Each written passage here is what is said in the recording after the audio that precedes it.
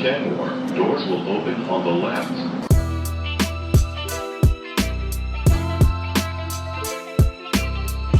First baseman who you thought was your first baseman of the future is now a really big question mark, even more big of a question mark than he was heading into this season, where you already were pretty uncertain that he was the guy, both from a media standpoint and people getting fed up with that. Neither of us were really mad at that, but as a whole, you still didn't know how he was going to pan out, and now who knows when he even returns. So I think you have to give him when he does return. Like, who knows what type of player he is by then. Like, that's such a major injury to go through, and it kind of changes the trajectory of your trade deadline to a certain extent. Like, you go out and you get Josh Naylor.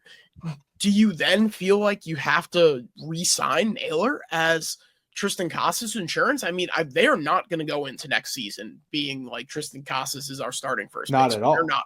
So what does that addition look like? Is it Kyle Schwarber, who was with Alex Spear on 310 to left and said, yeah, I still hear Kyle from Waltham, everywhere I go. It feels like every day. And Alex Cora was he was salivating at the mouth thinking about his free agency. They were like, how interesting do you think his free agency is going to be? He was very, very interesting.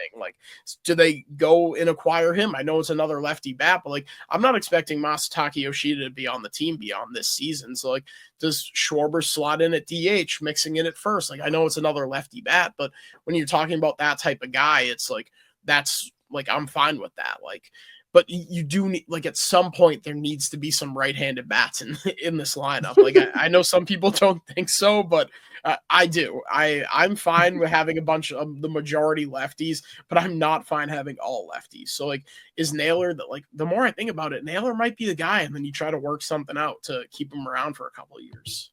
I wouldn't hate it. I think he is that type of guy he reminds me of a Marcus Smart, where when he's on your team, you love him, but when he's not on your, a Marchand too. A few moments later.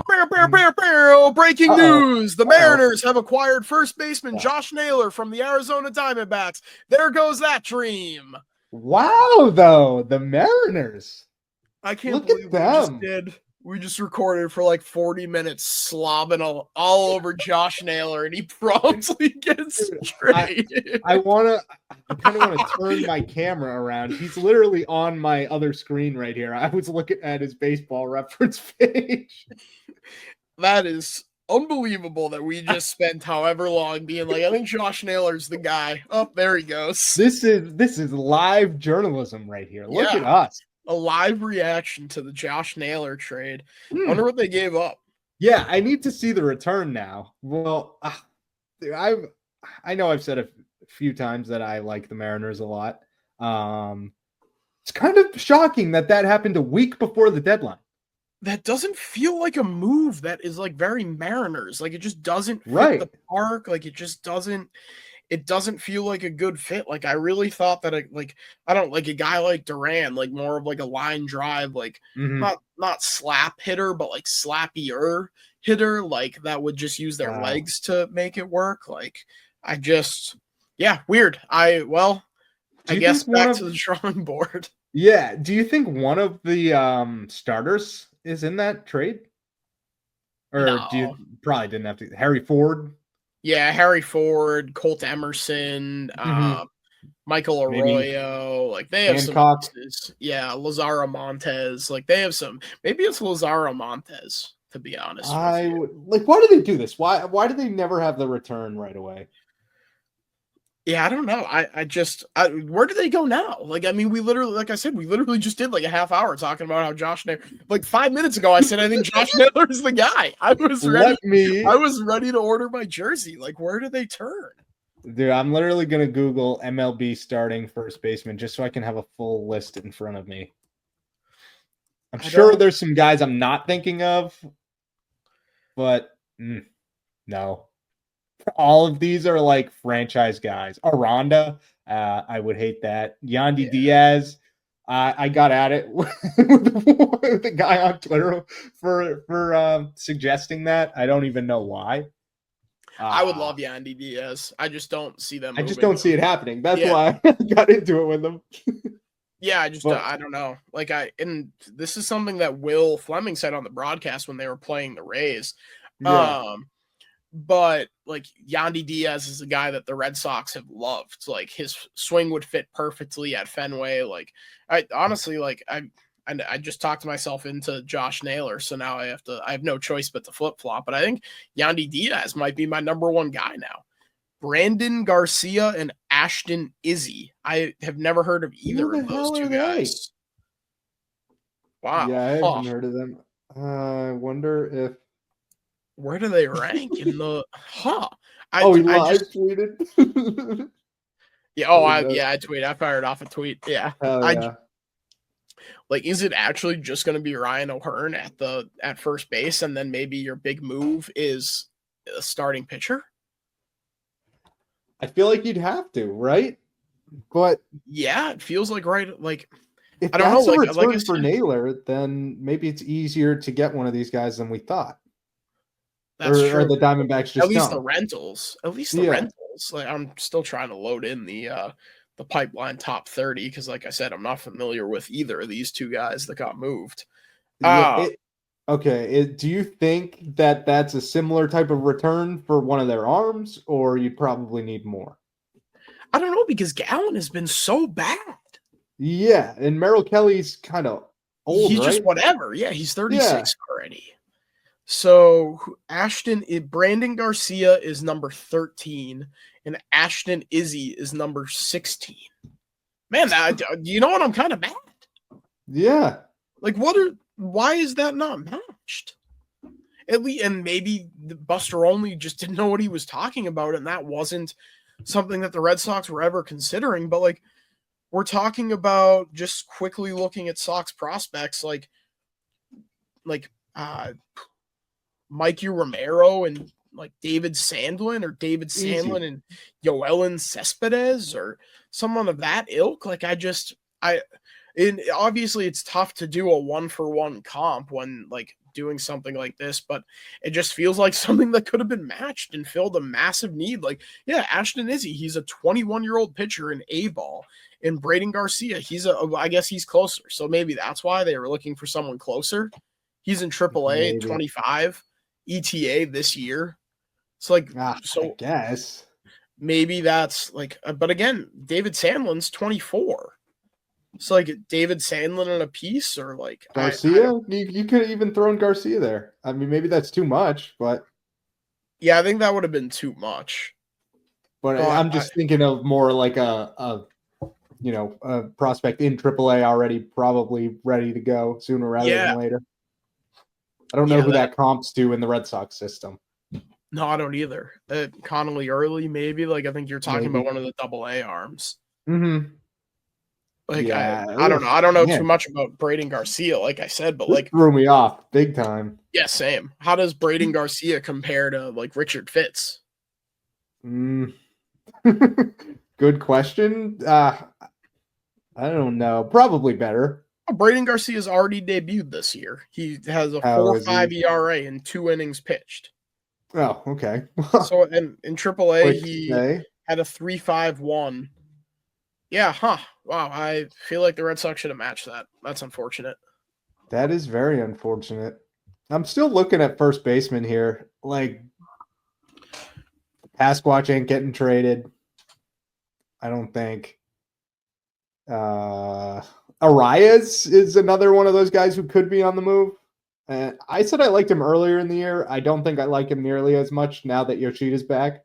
Yeah, it seems kind of redundant there. And that's not to say that I think you should not trade for Luis Arias because you have Masataka Yoshida, but like also I don't know that you need the power back. Yeah, like you need more of a presence. Like we have got even so Yoshida played yesterday and they still struck out 14 times or whatever. True. You look around at Justin Turner. If you want him back, I don't think that moves the needle. A little bit.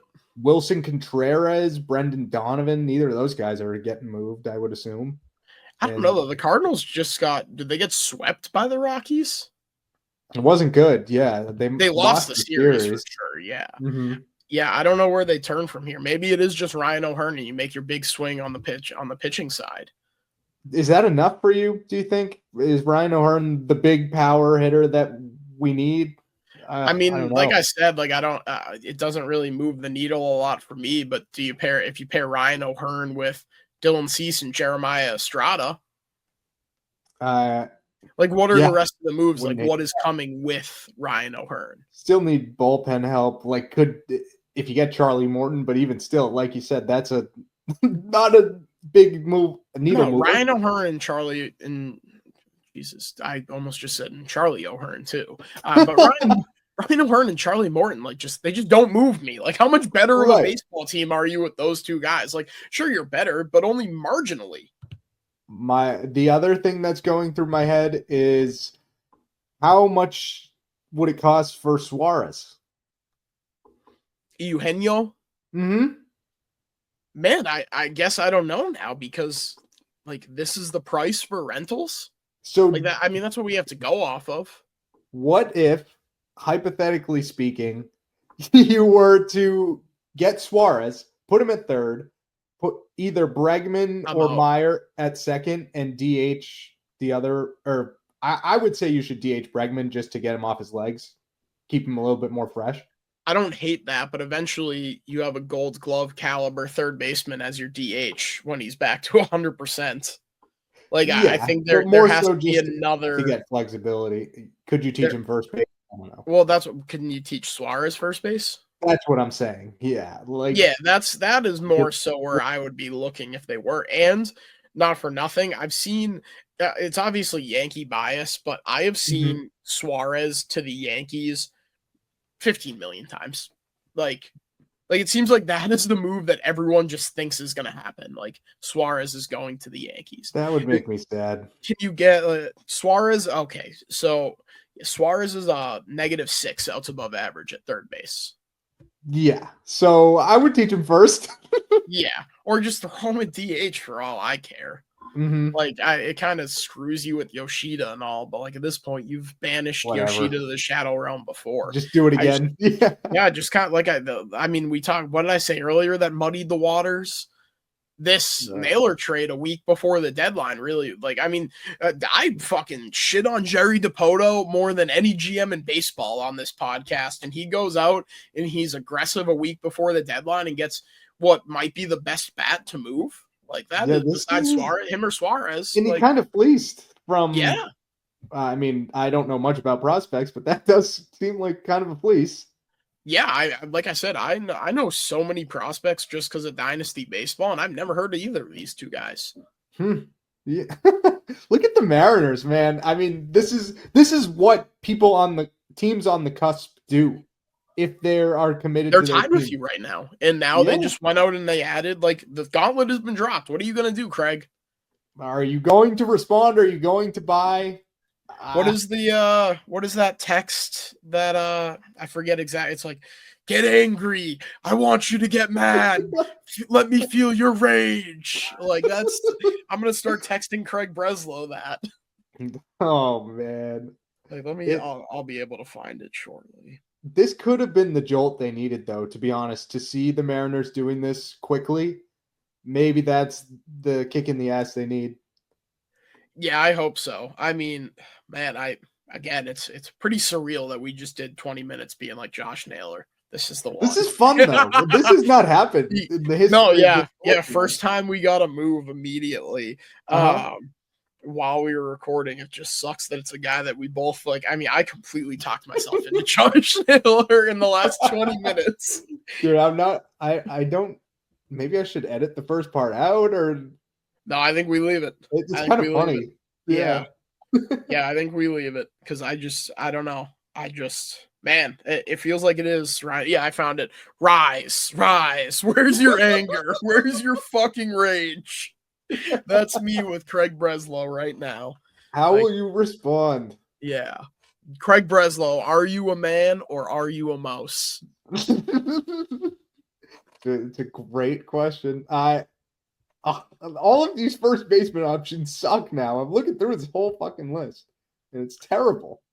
Yeah, I think now, like, I think it's Ryan O'Hearn, and you make your big splash somewhere else. Yeah, there's no one good. Really, No. like Soderstrom, Tyler Soderstrom, he had a good start to the year. They're not moving off of him, though. Well, they have Kurtz. I think Soderstrom's Yeah, probably in but the outfield, though. they moved Soderstrom. Yeah, they moved him to left, I believe, Eh, with Nicholas Kurtz. yes, there's a reason I only said Kurtz. Yeah, Nicholas. Not trying to get canceled. Yeah, whatever. Nicholas, middle name, Kurtz. Yeah, I think it's O'Hearn, and then you make your splash. You make your splash offensively. Man, this is a pipe dream, and the Guardians would never do it. I really like Kyle Manzardo. I'm not really a Manzardo guy. I think his swing is nice when it's on.